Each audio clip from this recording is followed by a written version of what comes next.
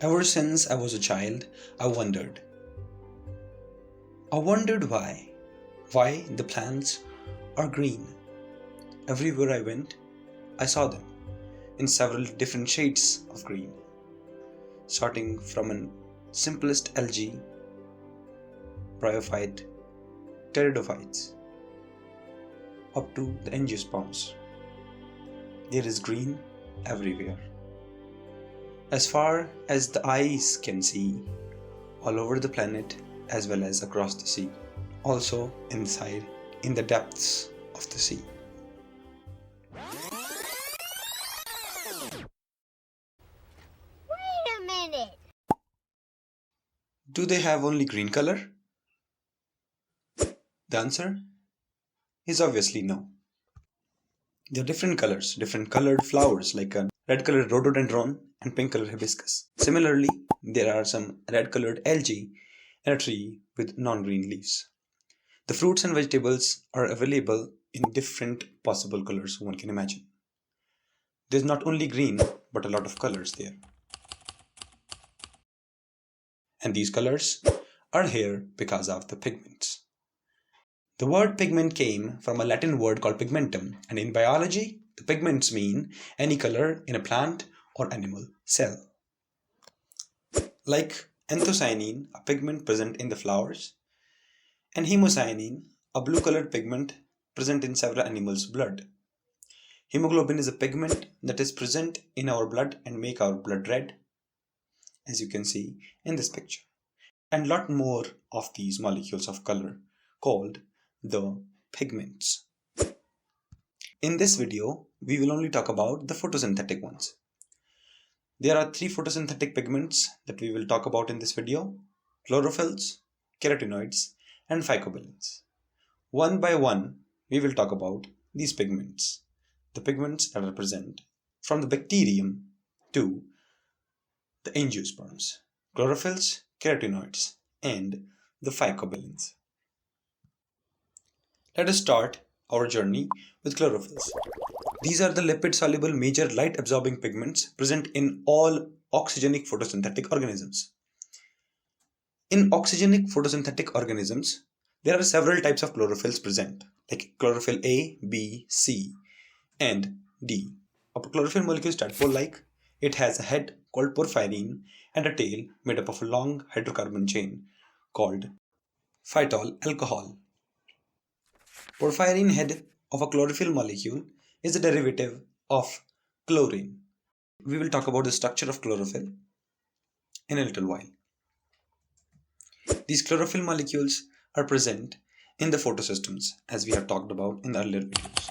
The reaction center is comprised of chlorophyll A, and the antennal complex accessory pigments contains chlorophyll B. A typical chlorophyll structure is as shown in this picture. It includes 3 pyrrole rings and a pyrroline ring linked together via methine linkages. The chlorophyll molecule also consists of a propionic acid attached to the pyrrole ring number 4, which is linked with a phytol tail, which is an tetraisoprenoid structure made up of 4 isoprenoid units by an ester bond. Similarly, there is a ring marked as number 5. This is a cyclopentane ring.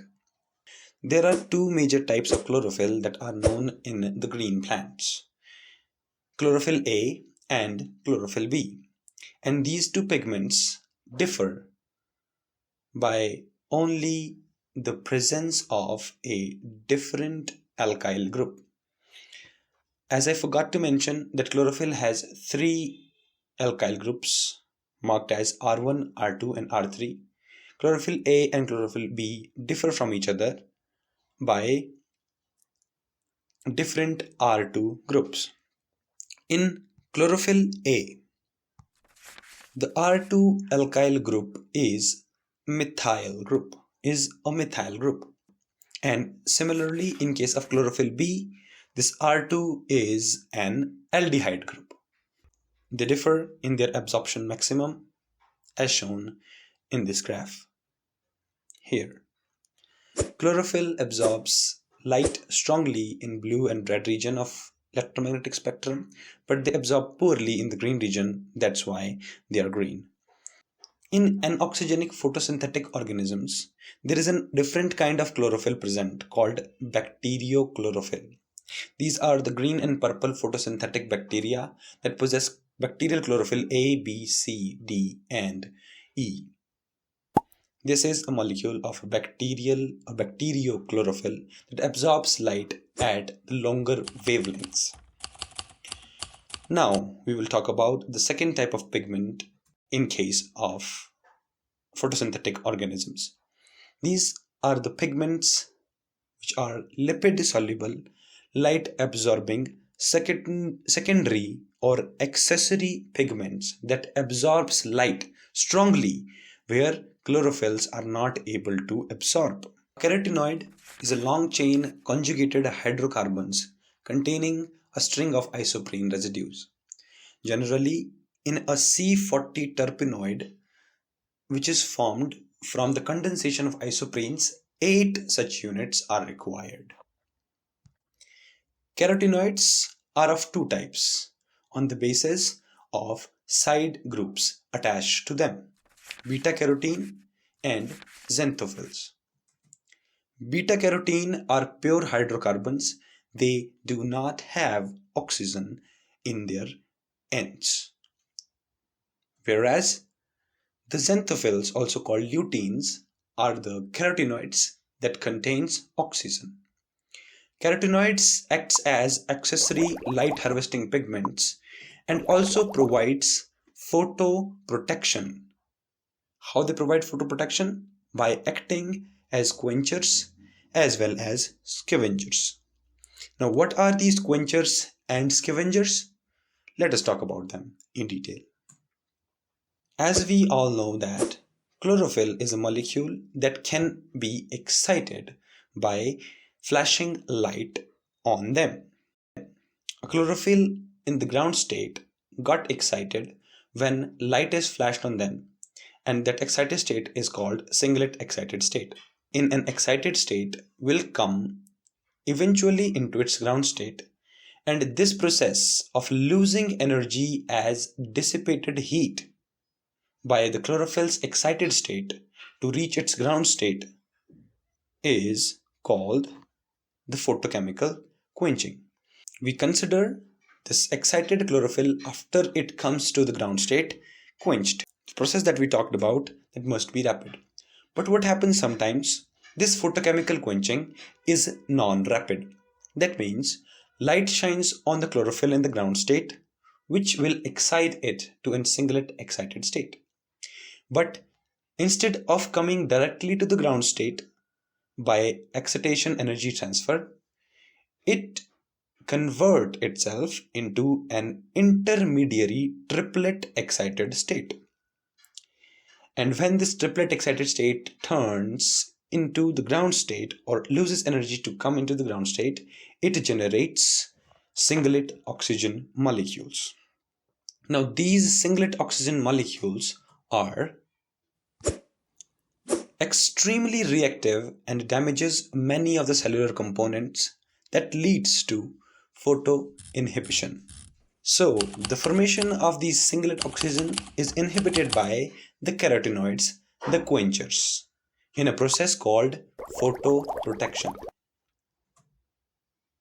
In this process, when a chlorophyll molecule in the ground state is flashed with light, it obviously got excited to its singlet excited state, and it will come to its ground state eventually, but rather than going to a triplet state and generating those singlet oxygens, this time it just come back to its ground state without undergoing any photochemical reaction. That's why it is called non-photochemical quenching, because in this process quenching is done by the processes other than photochemistry. This process is rapid, so it is also known as rapid quenching.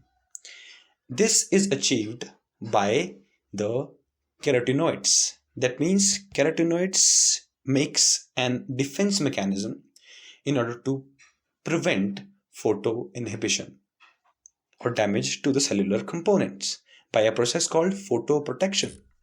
The dissipation of excess light energy from excited chlorophyll is achieved via the xanthophyll cycle. The xanthophyll cycle involves epoxidation and de-epoxidation reactions of xanthophyll, anthraxanthine, and zeaxanthine. The details of this cycle is not important here, so I'm going to skip. If by any chance these defense mechanisms are not sufficient and any toxic reactive photoproduct stays in the cell or the photosystem, carotenoids will come into play by performing their yet another function called scavenging.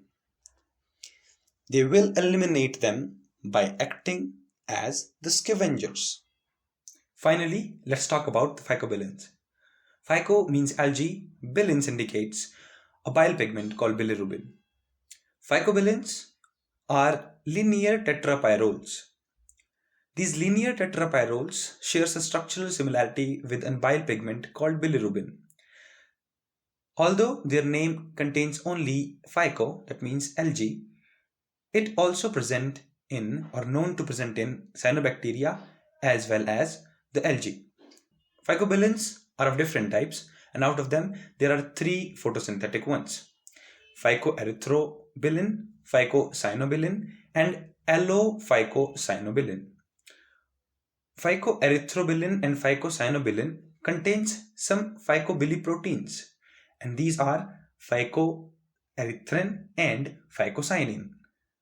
We are done. That is all about this video. I want to wish you all a happy National Science Day, and thanks for watching this video. Don't forget to like, comment, and subscribe.